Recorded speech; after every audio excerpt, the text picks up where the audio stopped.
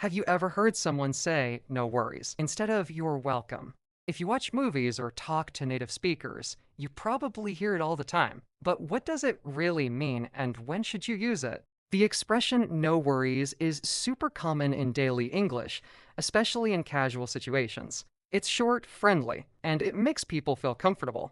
When you say no worries, you're telling the other person, it's okay, don't stress about it, or that's not a problem at all. Let's look at how people use it in real life. Imagine your friend says, hey, sorry, I'm late. You smile and say, no worries. That means you're not angry, you understand, and everything's fine. Or someone says, thanks for helping me with my homework. You can reply, no worries. It's just like saying, you're welcome, but in a more friendly and natural way.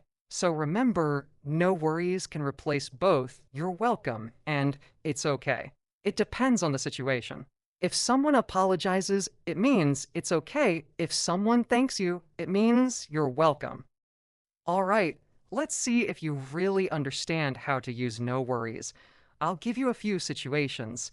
You tell me if no worries fits or not. Here's the first one. Thank you for waiting for me. Can you say no worries here?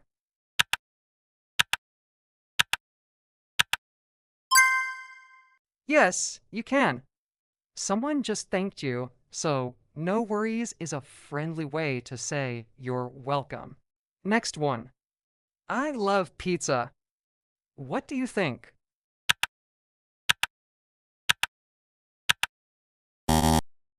No worries doesn't work here. It's not a reply to thanks or an apology, so it sounds strange. All right, how about this? Sorry, I forgot to call you. Can you say no worries?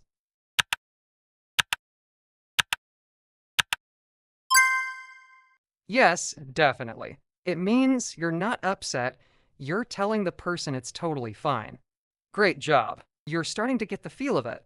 Next time someone says thank you or sorry, try replying with no worries. It's simple, polite, and sounds just like native speakers. Thanks for watching.